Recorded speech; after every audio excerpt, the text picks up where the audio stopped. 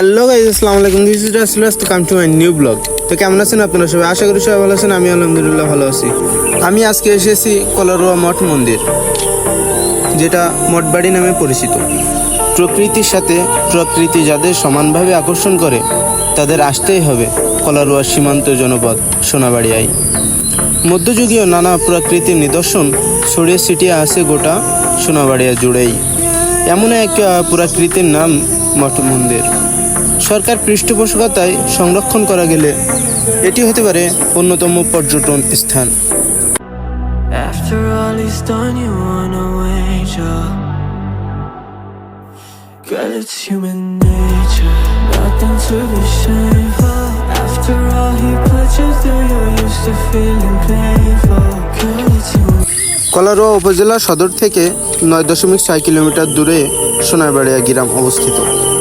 প্রায় 400 বছরের পুরনো বললেও এটা আসলে 800 বছরের পুরনো। 60 ফুট উঁচু, প্রকৃতির সৌন্দর্য ঘেরা টেরাকোটা এই পিরামিড আকৃতির এই মঠ মন্দির প্রাচীন স্থাপনের অপরূপ নিদর্শন ও হয়ে আজও দাঁড়িয়ে আছে। জরাজীর্ণ এই ভগ্নপ্রায় এই ঐতিহাসিক মঠ মন্দির এখনোই সংরক্ষণ করা না গেলে একটি জাতীয় সম্পদ বিনষ্ট হয়ে যাবে, তা নিশ্চিন্ত করেই বলা যায়। এই প্রকৃতির সবচেয়ে বড় এর 3 তলা বিশিষ্ট নবরত্ন মন্দির, এবং আমরা সেই মন্দিরের 3য় তলা থেকে 3য় তলায় যাচ্ছি। এটা শ্যামসুন্দর মন্দির নামেও পরিচিত। এর সাথে লাগোয়া রয়েছে দুর্গা মন্দির ও শিব মন্দির। এই মন্দিরের দক্ষিণে সমবাহু বিশিষ্ট চৌকো দিঘি আছে, এবং সব কিছু দেখার জন্য আমরা অনেক কষ্ট করে উঠতেছি এবং নামতেছি এবং ভেতরে সব কিছুই দেখতেছি। এই মঠ মন্দির আগে কখনোই বন্ধ হিসেবে ছিল না। আসলে পরিত্যক্ত থাকার কারণ হিসেবে যদি ব্যাখ্যা দেওয়া হয় তাহলে বলা চলে মাদকাসক্ত যুব সমাজ ও অনৈতিক কার্যকলাপ এর কারণে পরিত্যক্ত হিসেবে পড়ে আছে এই মঠ মন্দির বা শ্যামসুন্দর মন্দির। গ্রামবাসী ও প্রশাসনের অবহেলার কারণে এমনটি হয়, যার ফলে Laili Majnu, Siri Farhad, Romeo Juliet এদের মতো আরও প্রেমিকের নাম এখানে খোদাই করে লেখা আছে। আমরা দেখার জন্য এবং আপনাদের দেখানোর জন্য দেখেন আমরা কতগুলো পরিশ্রম করছি। আমরা সব জায়গা ঘুরে ঘুরে আপনাদের দেখাইতেছি। দেখেন এই 2য় তলার এই যে চারি সাইডগুলো, এখানে কিন্তু চলার মতো পথ আছে, ঠিক আছে। এখানে সিঁড়ি আছে, সবই আছে ভেতরে, কিন্তু সিঁড়িগুলো এখন অনেক দুরবস্থা, যেগুলো আপনারা যদি একটু বেখেয়ালে হাঁটা মানে নামা ওঠা করেন তাহলে কিন্তু একটা দুর্ঘটনা হওয়ার সম্ভাবনা আছে, ঠিক আছে। তো দেখেন 2য় তলায় যে মানে সব জায়গায় ভেতরে যে কোনো জায়গা দেখলেই বুঝতে পারবেন যে কত পুরনো এই নিদর্শন। ঠিক আগে বহু বছর ধরে যখন এই দরজা খোলা ছিল তখন অনেকে আসতো এবং ঘুরতো ফিরতো, সবাই দেখতো। আরও দেখেন মানে এইখানে সবাই নিজেদের নাম এবং প্রিয় মানুষের নামগুলো এখানে লিখে যেত। এইখানে দেখেন চারি সাইডে কিছু না কিছু লেখা আছে, কিন্তু এগুলো তো অনেক আগেই লেখা এবং পরেও লেখা আছে, কিন্তু যখন থেকে এটা বন্ধ করে দিচ্ছে তখন থেকে আর সবাই আসতে পারে না ঠিক মতো, আর সবাই লিখতে পারে না। আমরা এবার 2য় তলা থেকে 3য় তলায় যাব এবং আপনাদের সুন্দরভাবে দেখাবো। তো দেখেন এইখানে আপনারা দেখলেই বুঝতে পারবেন যে সিঁড়ির কত দূর অবস্থা। যে বলছিলাম না যে বেখেয়ালে যদি আপনারা ওঠানামা করেন তাহলে মানে একটা অ্যাক্সিডেন্ট হওয়ার খুবই সম্ভাবনা বেশি। তো আমরা খুব সাবধানেই যাইতেছিলাম, উঠতেছিলাম, যেন কোনো দুর্ঘটনার সম্মুখীন আমাদের না হতে হয়। তো দেখেন মানে কিভাবে আসতে হচ্ছে এবং কিভাবে ধরে ধরে আসতে হচ্ছে।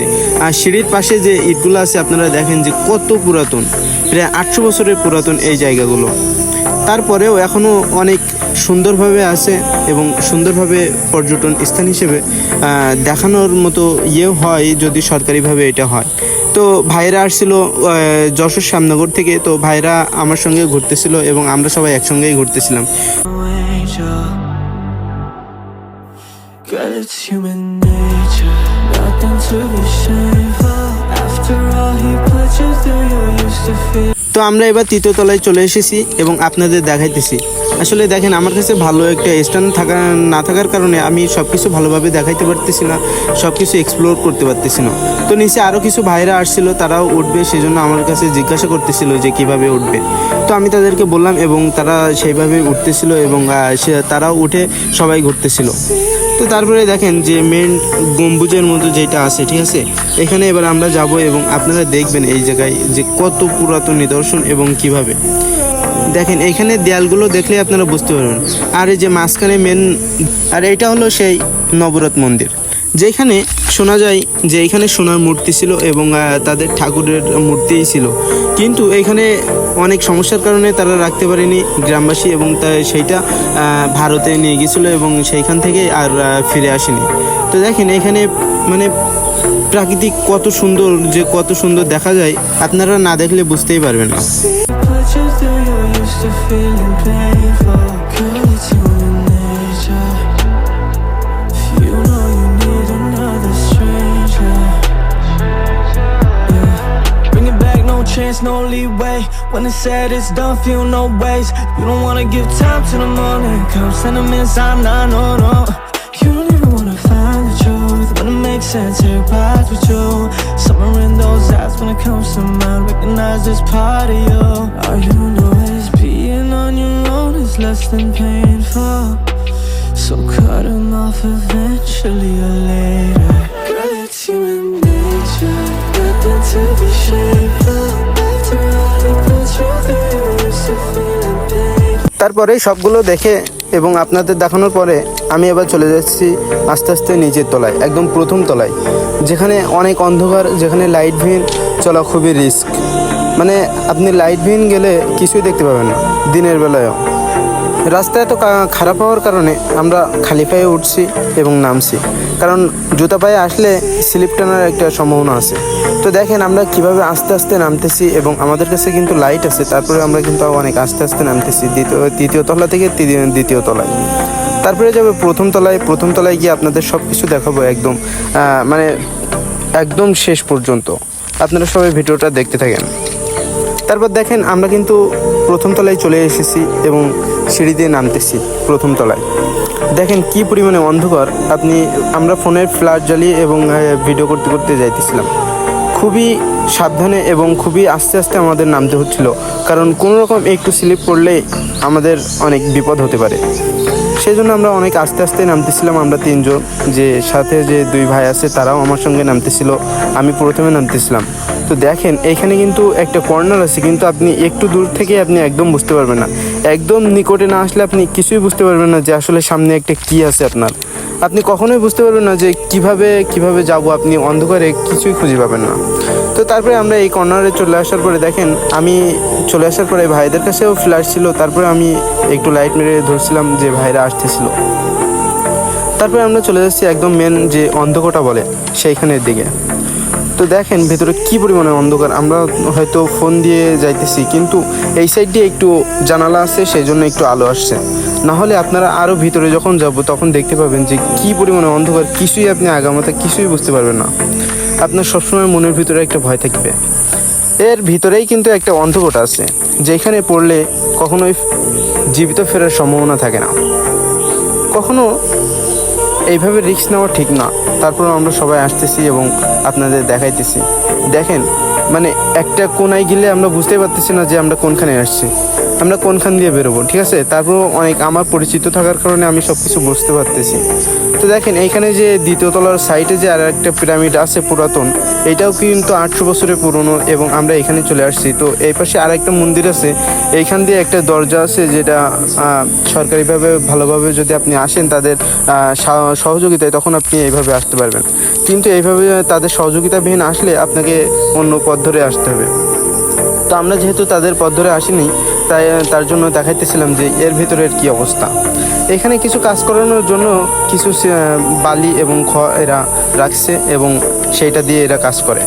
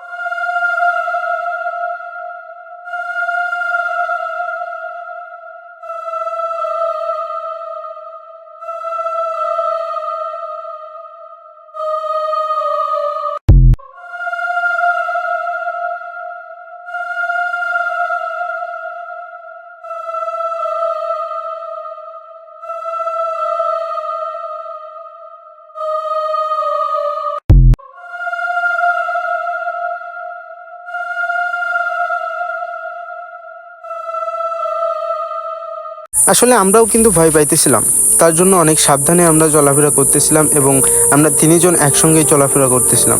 তো এখানে দেখেন ভিতরে এই যে সাইডটা এটাই কিন্তু অন্ধকার, কিন্তু এখানে যে গর্ত ছিল সেটা পরবর্তীতে এটা বন্ধ করে দেওয়া হয়, কারণ যখন আস্তে আস্তে অনেক মানুষই মৃত্যুবরণ করতেছিল এখানে পড়ে যাওয়ার পরে, তারপরে আস্তে আস্তে কমিটির উদ্যোগে এটা বন্ধ করে দেওয়া হয়। এবং আমরা অনেক সাবধানের সহিত ঘুরতেছিলাম এবং ঘোরা শেষ হয়ে গেলে খুব দ্রুতই আমরা উপরে উঠে চলে যাচ্ছিলাম, কারণ ভিতরে কিছু অলৌকিক ঘটনা আমাদের সঙ্গে ঘটতেছিল, তার জন্য আমরা বেশি এখানে সময় দিইনি। তো দেখেন এখানে আপনারা সিঁড়িটা দেখলে বুঝতে পারবেন যে আমি কেন বলেছিলাম যে একটু অবহেলা করলে আপনাদের সঙ্গে ঘটে যেতে পারে একটা দুর্ঘটনাময়। ঠিক আছে, তো তারপরে আমরা প্রথম তলা থেকে দ্বিতীয় তলায় আসলাম এবং এইখান দিয়ে আমরা অন্যভাবে আমরা এখান থেকে চলে যাব। তো আসলে আমরা এইভাবে ঘোরার পরে আমরা চাচ্ছিলাম না এখানে থাকতে, কারণ আমাদের সঙ্গে কিছু ঘটনা ঘটছিল, তার জন্য আমরা বেশি একটা সময় দিতে চাচ্ছিলাম না।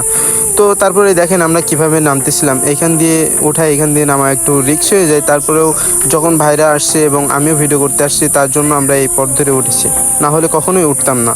তো তারপরেই দেখেন এখানে আমার ব্যাগের অবস্থা দেখলে বুঝতে পারবেন যে কত সমস্যা গেছে আমাদের সঙ্গে, মানে কত সমস্যার সম্মুখীন আমাদের হতে হয়েছে, ব্যাগের অবস্থা দেখলে বুঝতে পারবেন। তো তারপরে ওইখান থেকে এসে আমরা সবাই হাত মুখ ধুয়ে ফ্রেশ হয়ে তারপরে এবার বাসায় যাব। ঠিক আছে, তো এইখান দিয়ে হাত মুখ ধুয়ে আপনি ওইখানে যদি কোনো অসুবিধা হয় এইখানে, তো এইখান দিয়ে দেখেন একটা এই সাইডে কিছু বাড়ি আছে, এখানে গিয়ে টিউবওয়েলে আপনারা ফ্রেশ হইতে পারবেন।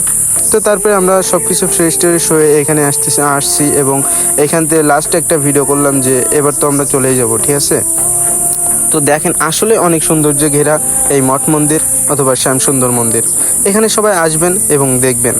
আজকের ভিডিওটা এই পর্যন্তই, সবাই সুস্থ থাকবেন এবং আমার পাশে থাকবেন এবং নতুন নতুন ব্লগ পাওয়ার সাথে সাথে আপনারা দেখবেন এবং সেটা ছড়িয়ে দেবেন অন্যের।